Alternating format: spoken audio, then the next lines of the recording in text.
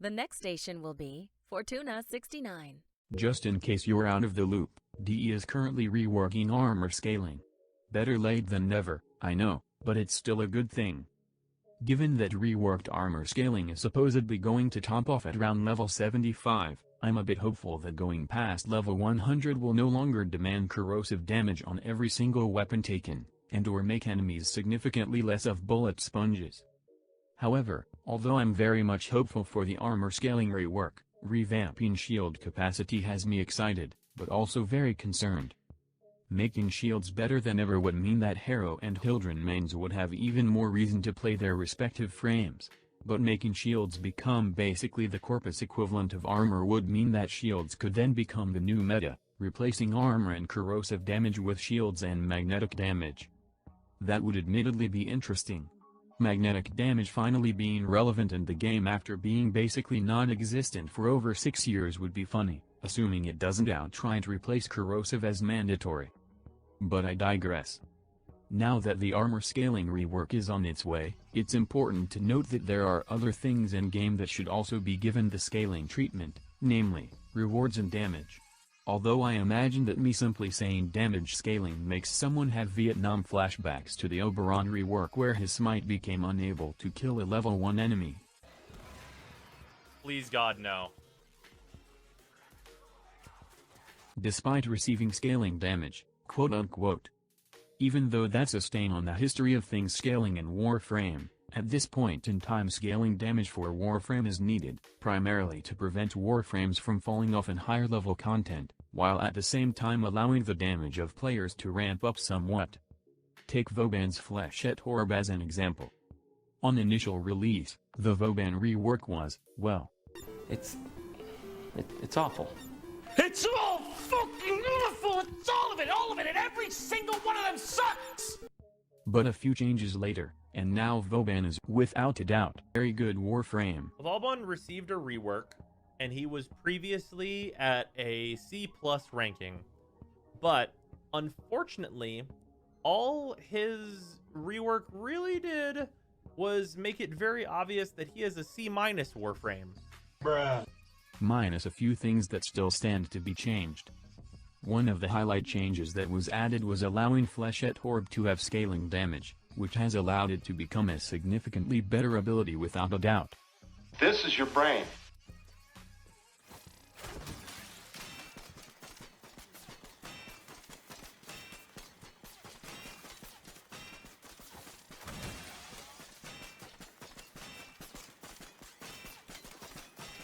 This is your brain on drugs. Get ready for a capsule. Flat damage values obviously fall off at some point, because as enemy level increases, so does enemy damage and resistances, most notably armor. Allowing player damage to scale up as well should be considered a reasonable solution to preventing players from becoming pea-shooters whereas enemies become able to one-shot with a single projectile. Riven mods fuck things up when they come into play, but that's a different issue to tackle.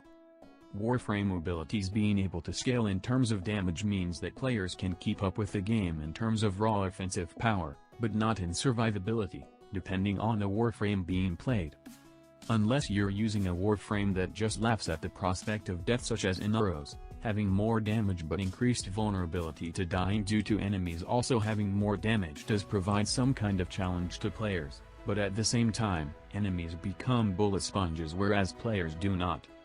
That's an entire debate in and of itself whether or not allowing enemies to brutalize players by simply turning up the stats can qualify as challenging content, because with scaling damage, DE kind of has no choice but to make enemies have scaling armor and resistances as well, otherwise, we'd be doing 5-hour-long survival missions against enemies with the exact same armor the entire time. Although it mostly proves its worth against higher-level mobs, scaling damage for Warframes is necessary in order for players to keep up with killing increasingly tougher enemies at a reasonable pace. Vauban's Flechette Orb is proof that allowing a Warframe ability to scale can turn it from dog shit to incredibly potent, which only serves to highlight the point that flat value stats for Warframe abilities aren't going to cut it anymore in the future, because as we get better weapons over time, enemies will surely get stronger as well, which is why older Warframes such as Nyx don't really see much play anymore. Essentially speaking, if a Warframe has no way to remain relevant in the game or at least keep up against higher level enemies without an incredibly specific build, then it's going to be left in the dust for sure. On a secondary but similar note, reward scaling is also needed. Unlike damage scaling, which ensures players remain relevant, reward scaling ensures that content remains relevant. DE has shown some steps towards reward scaling with recent patches to Railjack, and although that's a reasonable start, reward scaling should be a standard for all other content in Warframe. Being granted a pitiful credit cache as loot is nice when you're a new player, but once you've invested hundreds of hours into the game and acquire better equipment, it becomes a joke to say the least. Warframe already struggles with enticing players in doing long-duration runs, which you can kind of see with how most players farm ESO by only going up to round 8 and then extracting. By allowing loot rewards to scale up, the longer a player stays in a mission, the more rewarding the game overall feels, and the more encourages the player is to not extract right away. Of course, this would have to be toned down for lower levels, because otherwise everyone would be farming resources at easy planets such as Mars and Jupiter. The point is, loot given in long-duration missions such as Disruption, Survival, and Defense should increase in amount given in or allow rare resources to have a higher chance of dropping the more time that a player stays in the mission, which would then be increased based on current enemy level. Allowing loot to scale on enemy level instead of player level means that Warframe would promise guaranteed better loot to players who are willing to stay, but that would also bring with it higher level enemies. For further encouragement, going past a certain threshold should allow players to receive special loot, such as vaulted relics or multiple guaranteed rare resource drops. Players should be rewarded for choosing to stay and fight for longer than normal periods of time.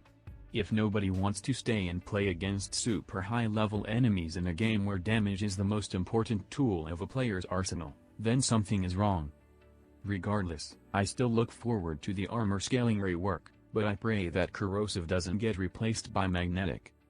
Thank you for watching.